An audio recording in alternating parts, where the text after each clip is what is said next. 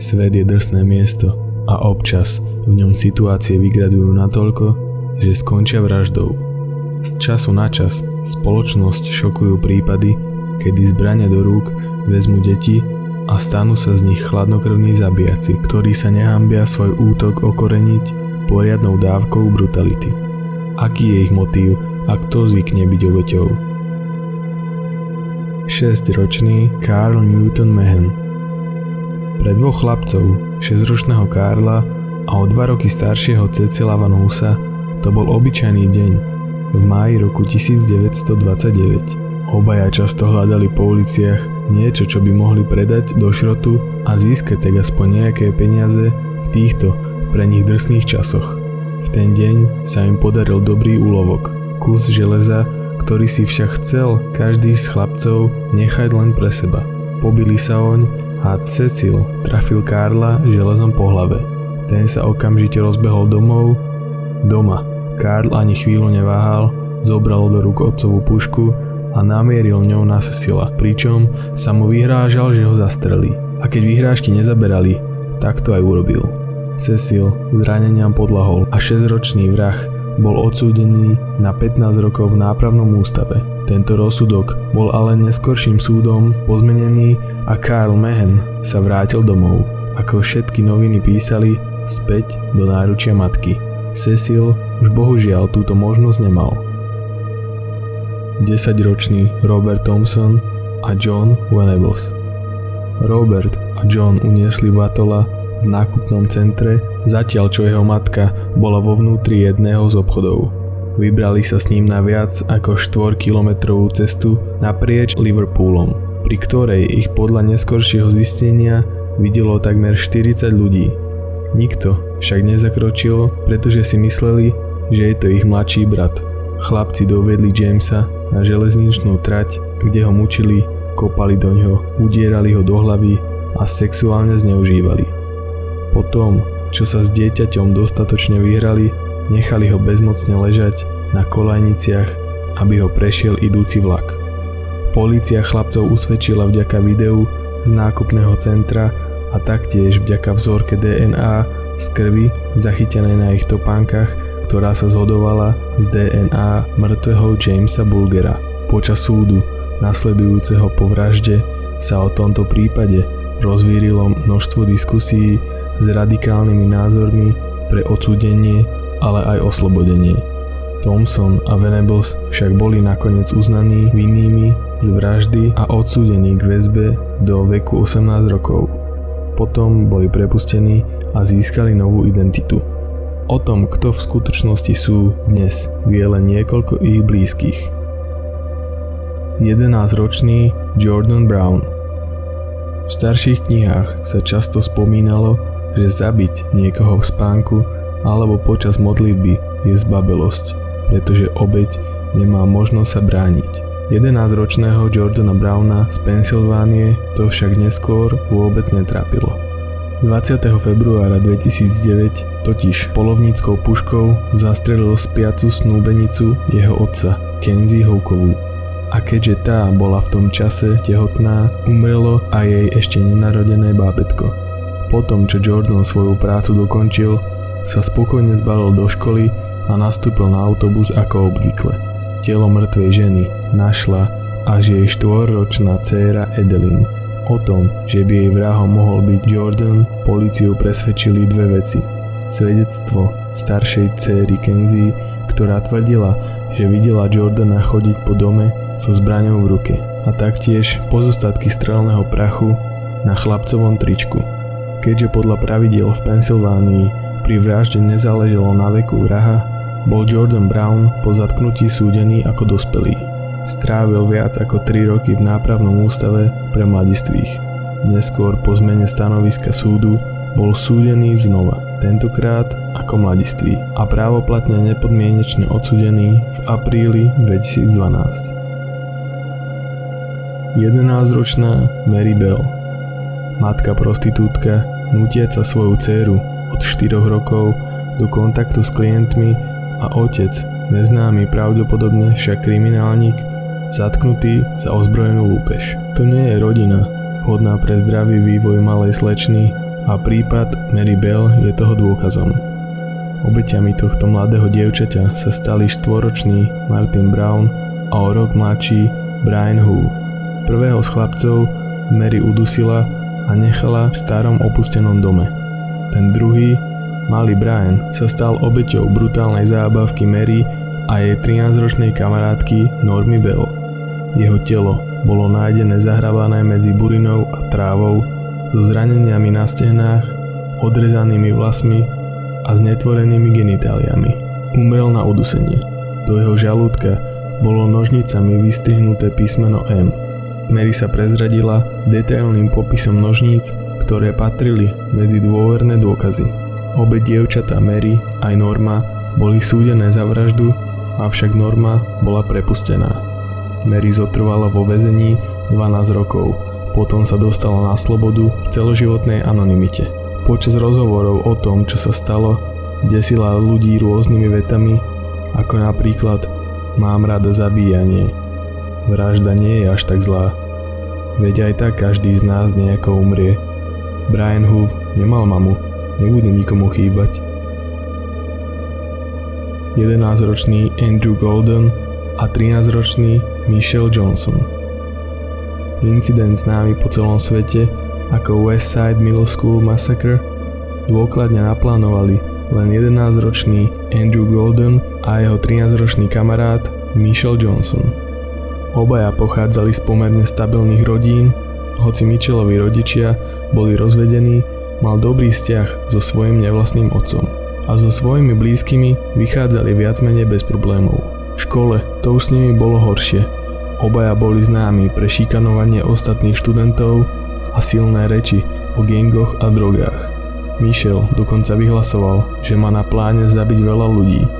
Zrejme tomu však nikto neprikladal veľký význam, asi neverili, že sú chlapci schopní niečoho takého surového. Bohužiaľ boli. Mali útočníci, mali celú akciu dopredu starostlivo naplánovanú. Noc pred určeným dňom sa vkrádli do domu Andrewho starého otca a ukradli mu niekoľko zbraní, ktoré naložili do dodávky, ktorá patrila Mitchellovej mame. Nachystali tiež spacie vaky, jedlo a ostatné veci potrebné na prežitie po útoku. Dokonalý plán bol nachystaný, chýbal už len posledný krok – zrealizovať ho. V to ráno Mitchell neprišiel do školy, mal totiž dôležitejšiu úlohu – pripraviť v lese nachádzajúcom sa pri škole zbraňa na útok. Andrew sa na vyučovanie dostavil, nemal ale v pláne študovať. V škole spustil požiarny alarm a utekal do lesa, kde sa mal stretnúť so svojím kamarátom. Keď učitelia a žiaci vyšli zo školy, na základe požiarneho hlásenia chlapci spustili paľbu.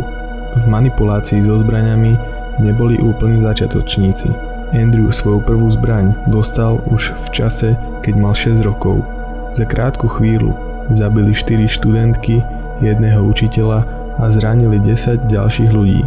Potom sa rozbehli späť k dodávke v snahe utiecť, avšak tam ich chytila polícia. Pre ich nízky vek nemohli byť odsúdení klasickým spôsobom. Do dospelosti však boli držaní vo väzbe ako mladiství delikventi. Mitchell Johnson po tragédii, ktorú spôsobil, napísal niekoľko listov a niekoľkokrát verejne ľutoval svoje činy.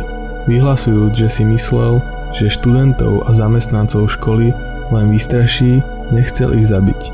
Jeho právnik dodal, že v čase svojich 6 a 7 rokov bol chlapec sexuálne zneužívaný. Keby bolo pár vecí inak, pravdepodobne by neurobil to, čo v skutočnosti ani urobiť nechcel. Škodou v tomto prípade žiaľ je, že medzi nechcieť a neurobiť je veľmi veľký rozdiel. 14-ročný Joshua Phillips. Ako by ste reagovali, keby ste počas upratovania synovej izby našli mŕtvolu dieťaťa? Ťažké si predstaviť, čo musela prežívať pani Phillipsová, ktorá sa v jedno ráno, po tom, čo jej syn Joshua odišiel do školy, rozhodla upratať jeho detskú izbu. Keď zbadala mokrý flak vedľa jeho vodnej postele, myslela si najskôr, že ide o únik vody a skúmala, či je treba posteľ odpustiť a opraviť. V tom si všimla, že rám postele je oblepený lepiacou páskou, aby držal pohromade. Pomyslela si, že Joshua si únik vody všimol a nechcel mať z toho problémy, preto posteľ zalepil, aby sa mu na nič neprišlo. Avšak keď odlepila čas pásky, ucítila pod posteľou niečo studené, čo dosť zapáchalo. Bolo to telo ich 8-ročnej susedky Maddie Clifton, ktorá bola už týždeň nezvestná. Do pátracej akcie po stratenom dievčatku sa behom predošlých dní zapojilo množstvo susedov a známych. Medzi nimi a jeden obzvlášť aktívny dobrovoľník Joshua Phillips. Chlapcovi rodičia neverili, že ich syn by bol schopný takéhoto činu, ale proti tomu, čo videli na vlastné oči, sa nedalo nič namietať. Joshua bol políciou odvedený a keďže v čase vraždy ešte nemal 16 rokov, podľa miestnych zákonov mu nemohol byť udelený trest smrti. Bol teda odsúdený na doživotné väzenie bez možnosti prepustenia. Od incidentu už ubehlo niekoľko rokov a Joshua dodnes nevysvetlil príčinu svojho konania. Rozprával, že náhodou udrel dievčatko palicou do oka a potom ju odtiahol do svojej izby a tam bodol. Súdy ale jeho verzii neveria. Koniec koncov, na tom už teraz veľmi nezáleží. 14-ročný Graham Young. Malý Graham bol jedným z tých detí, ktoré si nepamätajú na svoju mamu. Jeho mamu totiž skolila tuberkulóza 3 mesiace po synovom narodení. Otec 2 detí niesol smrť manželky veľmi ťažko a tak zveril dcéru Winifred do výchovy starých rodičov a malého Grahama do rodiny svojej sestry. Tam chlapec vyrastal do svojich 3 rokov, kedy sa jeho otec z celej situácie dostal. Znovu sa oženil a vzal si obe deti späť k sebe. Grahamovi odtrhnutie od rodiny, s ktorou býval 3 roky a ku ktorej prirástol, rozhodne neprospelo a stal sa samotárským dieťaťom bez snahy nadväzovať kontakty so svojimi rovesníkmi. Keď sa naučil čítať, zaujímali ho najmä životopisy a príbehy sériových vrahov. Jeho najobľúbenejšími boli Adolf Hitler a Dr. Crippen, na ktorom ho zaujal spôsob zabíjania. Graham ostal fascinovaný chémiou a jej štúdiu venoval celý svoj voľný čas. V 14 rokoch bol, čo sa týka poznatkov, na úrovni absolventa vysokej školy v chemickom obore. Experimentoval najmä v škole, neskôr však zbrane namieril proti svojej vlastnej rodine. Žalúdočné problémy a agónie nenechali na seba dlho čakať a Grahamové chemikálie zanedlho vyskúšala celá rodina, pričom pre jeho nevlastnú matku bol tento kontakt smrteľný. Na jej pohrebe bolo tiež zaznamenané veľké množstvo problémov so zvracením či bolestiami hlavy. Od smrti Molly Youngovej, Grahamovej nevlastnej matky, nabrali veci rýchly spád. Obetí pribúdalo, Grahamov otec bol hospitalizovaný s veľkými ťažkosťami a len, že ušiel hrobárovi spod lopaty. Jedného dňa Grahamov učiteľ chémie objavil v jeho lavici množstvo jedovatých chemikálií a vec nenechal len tak. V 14 rokoch bol Graham Young zatknutý za otrávenie svojho otca, sestry a spolužiaka.